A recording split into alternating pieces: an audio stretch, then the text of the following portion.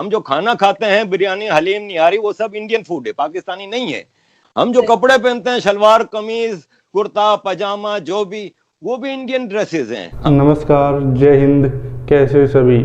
आज इस वीडियो में आप देखेंगे कि पाकिस्तान के पूर्व मेयर जो कि रिटायर हो चुके हैं, वो भारत के प्रति कैसा सद्भावना रखते हैं। जो मैं आपको बता देना चाहता हूँ, ये मेयर भारतीय जो न्यूज़ डिबेट होती हैं उन पर भी बहुत बार आ चुका है, पहले भी बहुत बार आ चुका है, जो कि भारतीयों को एक ये अच्छा लगता है। जैसे कि तारिक फतेह है, ऐसे यह भी एक डिबेटर है जो कि भारत की जमकर तारीफें करता है। जो दरअसल तारीफें तो भारत की बनती हैं, यह पाकिस्तान की जो सच्चाई है वो बता देता है, जबकि जो पाक मीडिया है वो पाकिस्तान की सच्चाई बताते नहीं। इस डिबेट में आप देखेंगे कि इसने यह क्या बता दिया कि बचपन से पाकिस्तानियों को यह पढ़ाया जाता है कि हिंदू उसका दुश्मन है और भारतीय उसका दुश्मन है, जबकि यह उलट है। भारतीय किसी का भी दुश्मन नहीं, जबकि चाइना जो है वो उनका रियल दुश्मन है। वो उनका अपना मतलब निकाल कर उन्हें लात मार देता है। इस वीडियो में इस मेयर ने यही बात बताई है। अगर आपको इस मेयर की बातें अच्छी लगी तो एक वीडियो को लाइक जरूर कर देना,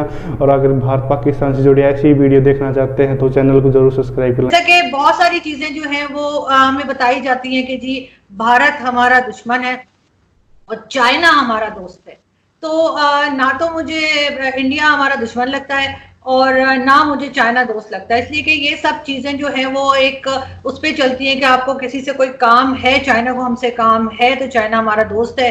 तो सबसे पहले आप मुझे बताइए कि क्यों आप नाराज हैं इतना पाकिस्तान से। अल्लाह ना करे कि मैं कभी अपने पाकिस्तान से नाराज हूं। मैं वो पाकिस्तानी हूं जिसने कल रिपब्लिक टीवी पे बैठ के पाकिस्तान जिंदाबाद का नारा लगाया।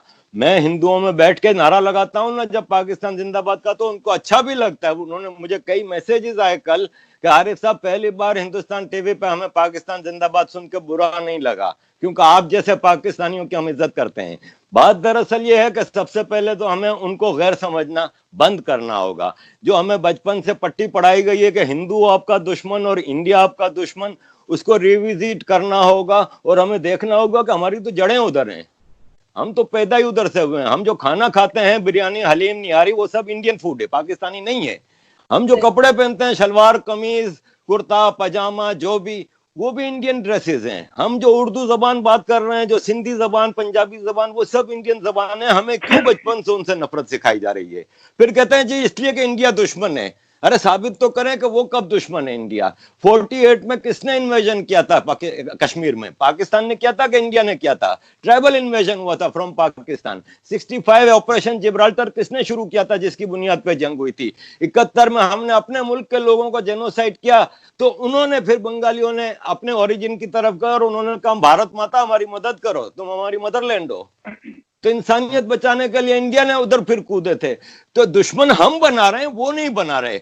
हमारी आम जनता को, हमारे आम आवाम को, मुझ जैसे आदमी को बचपन से किताबों में क्या पढ़ाया गया है? हमें पढ़ाया यह गया है कि अहमद शाह अब्दाली, नादिर शाह दुर्रानी, महमूद गजनवी हमारे हीरो हैं। जब वो हमलावर होते थे तो सिंध पंजाब को पहले रौंदते थे, यहां से सारी औरतों को बच्चों को गुलाम बना के ले जाते थे। वो हमारे हीरो हैं। और हमारे हीरो कौन नहीं है? राजा दाहिर, जिन्होंने आले बैत को पनाह दी थी।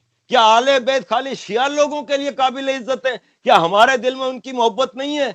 राजा दाहिर ने, हिस्ट्री ने साबित किया है कि उसको पनाह दी थी, लेकिन हमें सिखाया जाता है कि वो काबिल नफरत है। और वो मोहम्मद बिन कासिम, जिसने हमारी माओ बहनों को गुलाम बना के बगदाद तक लेके गया था, वो हमारा हीरो है। ये गलत तारीख हमें पढ़ाई जाती है। अब इसका एहतजाज आपने कहा कि मैं घर की बात बाहर क्यों लेके गया, तो आप मुझे बताएं कि घर में रह के अहमद वकास गोराया, सलमान हैदर, कितनी मिसालें दूं जिन्होंने आवाज उठाई, उनके साथ क्या हुआ? आप अहमद वकास गोराया को एक फोन करके पूछें कि उनके साथ सुलूक क्या किया जाता था। मैं बयान नहीं कर सकता आपको वर्ड्स में। जब जिनीवा में हमारी मुलाकात हुई थी तो उन्होंने जब बताया कि किस तरह पहले कपड़े उतार दिए जाते थे, फिर जिसकी मर्जी आती थी डंडा लेके आता था, मारना शुरू कर देता था, खाना नहीं देते थे। और मैडम, मैं एमक्यूएम की तरफ से हूं, मुझे पता है 90 दिन के लिए एमक्यूएम के तमाम कारकुनों को लेके गया था। और ये सब चीजें फिर जो टॉर्चर और सेक्सुअल टॉर्चर होते हैं वो वीडियोग्राफी होती है। उसकी बुनियाद पे फिर वो हमेशा के लिए गुलाम बन जाता है या फिर मुल्क छोड़ के भाग जाता है। तो अब हम जैसे लोग जिनको जिंदगी में अल्लाह का शुक्र है कोई तकलीफ नहीं है, हमारे बच्चे तकरीबन बड़े हो गए हैं, बेटी यूनिवर्सिटी में यहाँ पढ़ रही है, बेटा कॉलेज में पढ़ रहा है। हम एक हजरत उमर के माशरे में रह रहे हैं जहाँ पे state takes responsibility of its children and its subjects. तो हम तो एक हजरत उमर के माशरे में बहुत खुश रह रहे हैं, लेकिन दिल में अब एक तड़प उठती है जब जॉब से आते हैं, कोई दोस्त नहीं, कोई कुछ नहीं, क्योंकि पाकिस्तानी दोस्त नहीं बनाते हमें। इंडियनों से अभी तक मेरा कोई ऐसा पर्सनल दोस्तियां नहीं है, खाली सोशल मीडिया की हद तक के। घर आते हैं तो फिर जब सोशल मीडिया पे मुल्क के हालात देखते हैं तो फिर दिल में तड़प उठती है कि यार आवाज तो उठाएं और कुछ नहीं तो। और फिर ग्लोबल विलेज है, फिर दुनिया पाकिस्तान पे प्रेशर डालती है जब ट्रेड एग्रीमेंट्स होते हैं, दूसरे होते हैं कि भाई ह्यूमन राइट्स तो आप रिस्टोर करें, जरा आम आदमी के सिविल लिबर्टीज को तो थोड़ा रिस्टोर करें, तो आपके साथ हम ये डील करेंगे, ये एड देंगे, ये लोन देंगे। तो ये जरूरी होता है आपके अपने माशरे में तब्दीली लाने के लिए आवाज उठाना, जो पाकिस्तान में बदकिस्मती से नहीं उठाने दी जा रही। और देखें मैं तो इतना ज्यादा सोशल मीडिया पे इंडियन ऑडियंस के साथ इंटरेक्शन में रहता हूँ, व्हाट्सएप पे, दूसरी जगहों पे। आप बिलीव मी, मैं हर जगह फखर से कहता हूँ कि मैं मुसलमान हूँ, इसलिए कि मैं हूँ भाई। मुझे किसी का खौफ थोड़ी है जो मैं डर के कह रहा हूँ कि किसी कोई वो है। मैं अपने रिलीजन, मेरे माँ बाप ने जो मुझे सिखाया है मैं उस पर कायम हूँ, लेकिन हाँ मेरा इस्लाम बड़ा मुख्तलिफ है। मेरा इस्लाम बहुत ही मुख्तलिफ है जो यहाँ पाकिस्तान में मौलवी जो इस्लाम सिखाते हैं। क्योंकि सबसे पहली बात तो ये है कि आपके यहाँ तो इस्लाम ही 15 किस्म का इस्लाम सिक्का रहा है जो वक्त है। 1% पॉपुलेशन अहले हदीस की है, लेकिन उनके हाफिज सईद आपकी फॉरेन पॉलिसी चला रहे हैं। 10% या 15% या 20% होंगे तो देवबंदी होंगे, वहाबी होंगे या एक्सट्रीम फैक्शन के होंगे, वो आपकी अफगानिस्तान पॉलिसी चला रहे हैं, वो आपकी अमेरिका के साथ पॉलिसी चला रहे हैं। अरे क्या हो रहा है? मैं कह रहा हूं कि फखर भाई ने 100% सही बात की कि आपको अहमद वकास गोरया बहुत ही तल्ख हो गए हैं, इसलिए कि मैं जानता हूं ना, उनकी बेगम जब जिनीवा आई थी तो मैं वो केस लड़ने के लिए कि मेरे शौहर को उठा के ले गए, मैं तब से उनसे वाकिफ हूँ। फिर मेरी उनसे मुलाकातें हुई, मुझे पता है उनके साथ क्या हुआ है, उनकी फैमिलीज के साथ क्या हुआ है, उनके माँ बाप, उनके ससुर वगैरह के ऊपर भी केस हुए हैं, बहुत कुछ हुआ है। तो उनकी तलखी बहुत ज्यादा है, लेकिन डोंट टच रिलीजन। आप आर्मी को गाली देते हैं, कितनी भी गंदी गाली देते हैं, मुझे बुरा नहीं लगता क्योंकि वो है इस काबिल, लेकिन आप मजहब को गाली देख के आप कम से कम 1 अरब आदमी का दिल दुखा रहे हैं। That's not fair. तो मैं कभी भी अपने मजहब को या किसी के मजहब को भी टच नहीं करता। आज सुबह मुझे व्हाट्सएप पे एक बहुत अच्छे हिंदू प्रोफेसर का आया कि सर यू आर काफिर, no doubt, because I think that you have become a काफिर। मैंने कहा कि who are you to ask me? मैंने कहा there is only one power who can ask me this and I will reply to that person, that power. तो मैं अपने मजहब पे, अपने मुल्क पे कभी शर्मिंदा नहीं हुआ। मैं शर्मिंदा हूं हमारे रूलर्स पे जिन्होंने मुल्ला मिलिट्री अलायंस ने इस मुल्क और इस मजहब का बेड़ा गर्क करके रख दिया है। बिल्कुल सही। सर एक चीज मुझे बताइए कि अभी रिसेंटली, बल्कि कल हमने, मैं भी थी उसमें, इंडियन शो भी हमने जो ज्वाइन किया था, शाहिद आफरीदी से क्यों नाराज हैं आप? देखें, शाहिद आफरीदी से मैं कई वजूहत से नाराज हूँ, जिसमें एक तो क्रिकेट पाकिस्तानी की तरह मेरा मतलब जज्बा, मेरे को मतलब जुनून की हद तक है।